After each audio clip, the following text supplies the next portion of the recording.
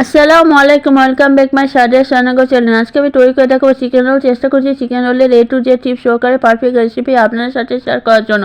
এটি ফলো করে যে কেউ চিকেন রোলটা খুব সহজে তৈরি করে নিতে পারবেন। চলুন শুরু করা যাক। এর জন্য আমি নিয়ে নিয়েছি একটা বাটিতে 2 কাপ ময়দা, সাথে নিয়েছি 1/4 চা চামচ লবণ, আর নিচ্ছি 1 টেবিল চামচ সুজি এবং 2 টেবিল চামচ সয়াবিন তেল দিয়ে সব শুকনো উপকরণগুলো ময়দার সাথে খুব ভালো করে মিশাবো।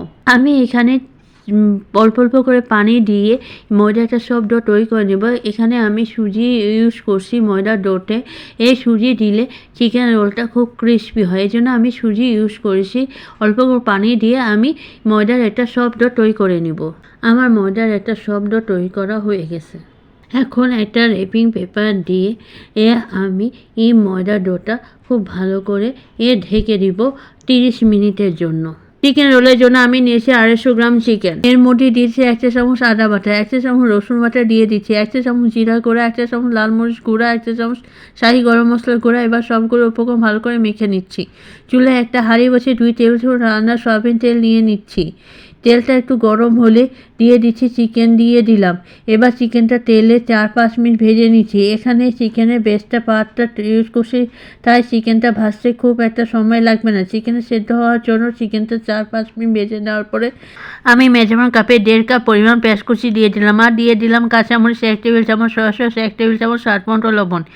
এই চিকেন পুরটা তৈরি হওয়ার জন্য আমি শুধু চিকেন ও পেঁয়াজ ব্যবহার করেছি, তবে আপনারা চাইলে অন্য কোনো ভেজিটেবল এখানে অ্যাড করতে পারবেন। তবে শুধুমাত্র চিকেন ও পেঁয়াজ দেওয়ার কারণে এই পুরটা তৈরি করার কারণে এই পুরটা খেতে অনেকটা বেশি মজার হয়। আর এই পেঁয়াজ দেওয়ার পর হাই হিটে 2-3 মিনিট নেড়ে দিলেই হবে। এই পেঁয়াজটা কিন্তু সিদ্ধ হওয়ার কোনো প্রয়োজন নেই, কারণ পরবর্তী ভাজার সময় এমনিতে সফট হয়ে যাবে। মিনিট 2 মিনিট পেঁয়াজটা ভেজে নিয়েছি।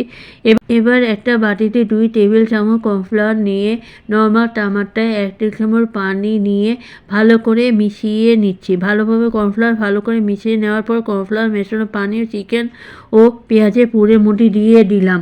দেওয়ার সঙ্গে সঙ্গে অনবরত নেড়ে চেড়ে মিশিয়ে নিতে হবে। আর এইভাবে কর্নফ্লাওয়ার দিলে যেটা হয়, পুরটার মধ্যে একটা বাইন্ডিং আসে। যেহেতু এখানে চিকেন ও পেঁয়াজ ব্যবহার করা হয়েছে, তাই ঝুরঝুরা অবস্থায় আসে। কর্নফ্লাওয়ার দেওয়ার কারণে বাইন্ডিং হয়ে আসে, তাছাড়া আর কিছুই নয়। যদি হাতের কাছে কর্নফ্লাওয়ার না থাকে সেক্ষেত্রে না দিলেও হবে, আর যদি থাকে তাতে একটু দিবেন, তাতে পুরটা একটু বাইন্ডিং আসে। এই তো আমার পুরটা তৈরি হয়ে গেছে। এবার পুরটা চুলা থেকে নামিয়ে এটা সাইডে রেখে দিচ্ছি।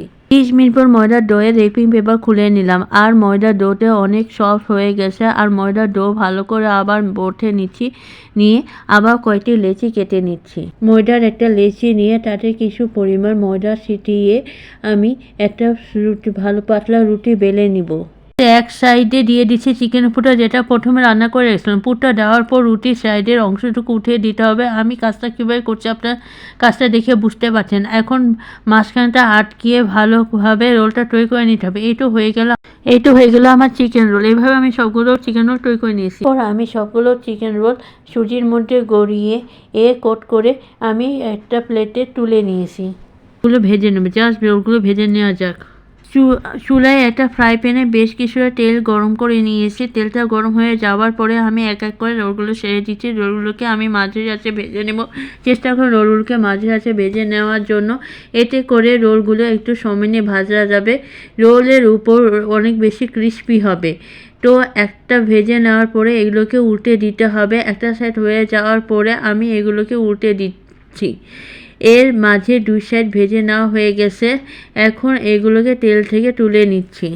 এই তো আমার রোলগুলো ভেজে নেওয়া হয়ে গেছে। এই রোলগুলো কত ক্রিস্পি হয়েছে আপনারা দেখে বুঝতে পারছেন। আমি এইটা একটু কেটে দেখাতে, দেখেন ভিতরটা কত সুন্দর হয়েছে, উপরে ক্রিস্পি, তার সব পুরে ঠাসা। আমার ভিডিওটি যদি ভালো লেগে থাকে তাহলে আমার চ্যানেল অবশ্যই সাবস্ক্রাইব, পাশে বেল অবশ্যই ক্লিক করে দেবেন, যাতে করে আমি যখন নিউ ভিডিওটা আপনার সাথে পেয়ে যান। ভালো থাকবেন, সুস্থ থাকবেন। আল্লাহ হাফেজ।